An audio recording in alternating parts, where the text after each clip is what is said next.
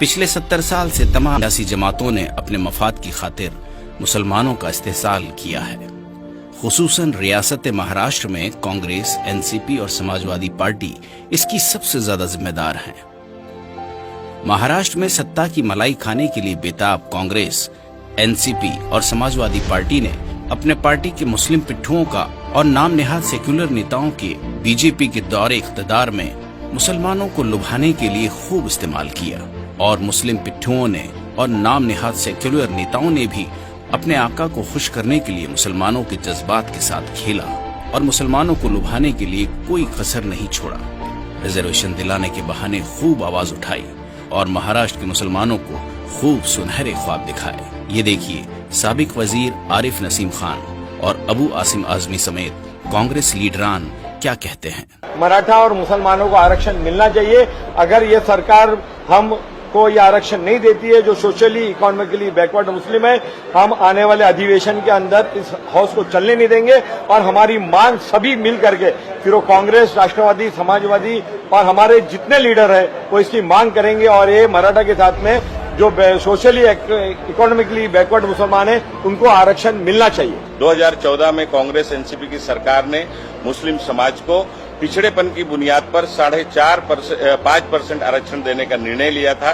उसको लागू भी कर दिया गया था, चालू भी हो गया था, लेकिन सरकार ने अध्यादेश को जानबूझकर लैप्स होने दिया और उस दिया हुआ आरक्षण को रोक रखा है। हमारी ये मांग है कि मराठा आरक्षण के साथ साथ मुस्लिम आरक्षण को भी ताबड़तोड़ सरकार ने लागू करना चाहिए। वो लोग जो रिकमेंड कर रहे हैं कि 10% रिजर्वेशन मिलना चाहिए, पिछली सरकार ने 5% दिया, हाई कोर्ट ने उस पर मोहर लगा दिया, तो हाई कोर्ट ने जब मोहर लगाया तो किस बेस पे लगाया? ये कोई धर्म के आधार पर नहीं, बल्कि पिछड़ेपन के आधार पर समाज के वो लोग जिनके पास जो पिछड़ेपन के लोग हैं, जिनको हक नहीं मिल रहा है, उस आधार पर ये मांगा गया है और बहुत सारे स्टेट में इसी आधार पर रिजर्वेशन मिला हुआ है। टीवी चैनल्स में बहस के दौरान शिवसेना और कांग्रेस के साबिक वजीर आला पृथ्वीराज चौहान और मजलिस इत्तेहादुल मुस्लिमीन के रुकन पार्लियामेंट इम्तियाज जलील, डेटा ये कहता है कि मुसलमानों की एनुअल इनकम इतनी है, फैमिली इनकम इतनी है, झोपड़पट्टियों में कितने रहते हैं, कच्चे घरों में कितने रहते हैं। अगर ये डेटा के बेसिस के ऊपर अगर आप मराठास को दे रहे हैं तो मुसलमानों को नहीं देने की वजह क्या है? There is a very strong logic in giving 5% reservation to the certain Muslim communities. The current government can add a few, subtract a few.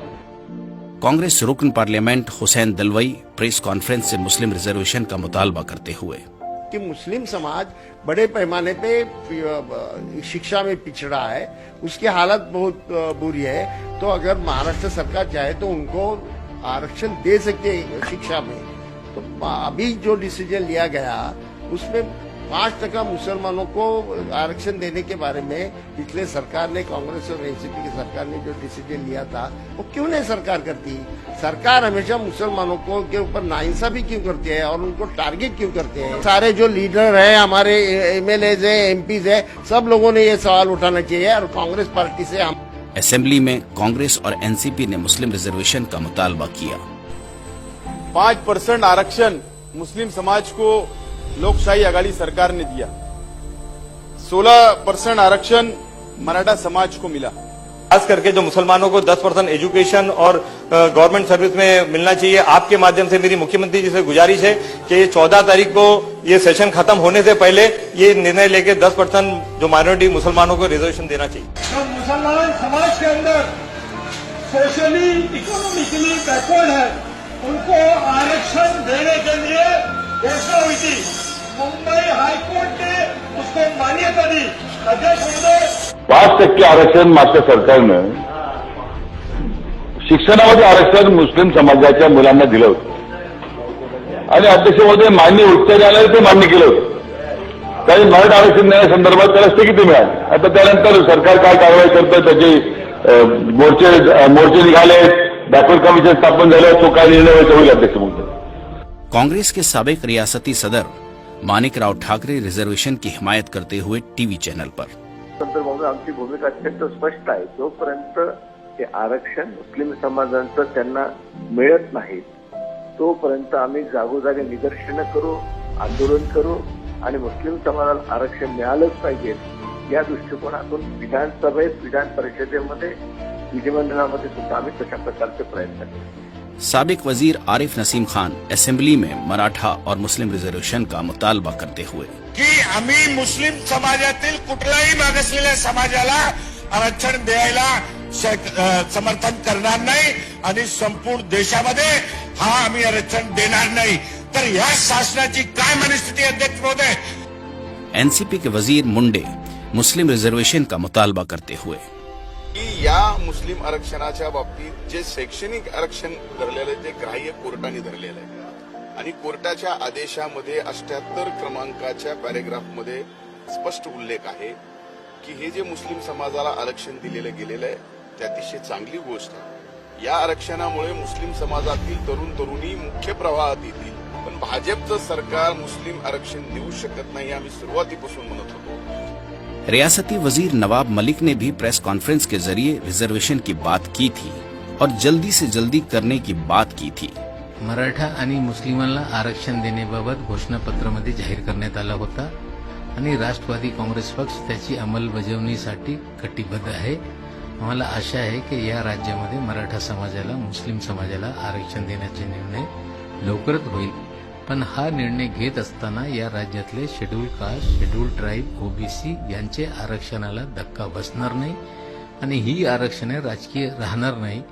नुसता शिक्षणासाठी आणि नोकऱ्यासाठी ही आरक्षण देण्यात येईल, कारण हे दोन्ही समाज पण इतर समाजासारखा मागासलेला आहे आणि त्या धर्तीवर या दोघा समाजाला आरक्षण देण्याबाबतचा निर्णय आम्हाला लवकर अपेक्षित आहे. रियासती वजीर जितेंद्र आव्हाड ने भी मराठा समाज के साथ साथ मुस्लिम रिजर्वेशन की बात की थी. अपने हक और अधिकार के लिए मराठाओं ने अपनी जो ताकत दिखाई है उसका अनुकरण करके मुसलमानों ने अपने हक और अधिकार के लिए 7 तारीख को 2 बजे मोर्चा में शामिल होना चाहिए. ये लड़ाई मेरी नहीं है, ये लड़ाई तुम्हारी नहीं है, हम सबकी है. जहां जहां शोषण होता है, जहां जहां समाज पिछड़ा हुआ होता है, उनको ताकत दिखा के सरकार से कुछ लेना पड़ता है. हमारा तो हक और अधिकार है. ये कोर्ट ने हमें 5% का रिजर्वेशन दिया था जो सरकार ने छीन लिया है. हमारे दस्तरखान को हाथ लगाने की हिम्मत ये सरकार ने दिखाई है. क्या हम अपनी ताकत उनको नहीं दिखाएंगे? अगर मराठा 20 लाख में एक हो सकता है, अगर ओबीसी 15 लाख में एक हो सकता है, तो क्या मुमरा में हम एक नहीं हो सकते? तो लेकिन आज जब महाराष्ट्र में वो साहिब मसनद हो चुके हैं तो वो मुसलमानों से किए गए अपने अतीत के वादे को भूल गए हैं. उन्हें याद दिलाना बेहद जरूरी है और मजलिस यही काम कर रही है. मुख्यमंत्री साहब अदालत जब फैसले देती है तो कहीं न कहीं ये सोचती है कि सर्कमस्टेंशियल एविडेंस बहुत स्ट्रांग है. मुसलमानों को जब अदालत ने 5% एजुकेशन के अंदर रिजर्वेशन की इजाजत दी थी तो कहीं न कहीं उन्होंने देखा था कि Ranganath Mishra commission, Mahmood Rahman commission, Sachar commission ये सरकारों द्वारा अपॉइंटेड किए गए थे. अध्यक्ष महोदय, उस दिन बड़ा खराब लगा जब ये बोल सकते हैं, अबू आसिम साहब बोल सकते हैं, मैं बोल सकता हूँ मुसलमानों के बारे में, लेकिन जब कांग्रेस के आरिफ नसीम खान साहब खड़े रहते हैं और ये गुहार लगाते हैं तो मैं उनसे पूछना चाहूंगा, 15 साल का सो रहे थे आप लोग जब आपके हाथ में सत्ता थी, आपके हाथ में सत्ता थी और मजबूरी थी आपकी. बोलिए आपने राष्ट्रवादी कांग्रेस से पूछना चाहते हैं, कोई मजबूरी थी आपकी? ये आप हमें आज किस मुंह से आप मान रहे हैं? आप ये सिर्फ मुसलमानों से रिश्ता साथ रखना चाहते हैं कि हम चुनाव के वक्त आएंगे, वोट मांगेंगे और वोट मांगने के बाद 5 साल खामोश बैठेंगे. आप मगरमच्छ के आंसू रो रहे हैं, आप मगरमच्छ के आंसू रो रहे हैं. यहाँ पर मुसलमानों के सिर्फ आपको वोट चाहिए. मुसलमानों के लिए आप बताइए, मुसलमानों के लिए आप खड़े क्यों नहीं होते हैं? मजलिस की लड़ाई इन्हीं गद्दार और दोगलों के साथ है. वादा शिकन ख्वाब दिखाना ही नहीं था. क्यों वादा किया था जब वादा निभाना ही नहीं था.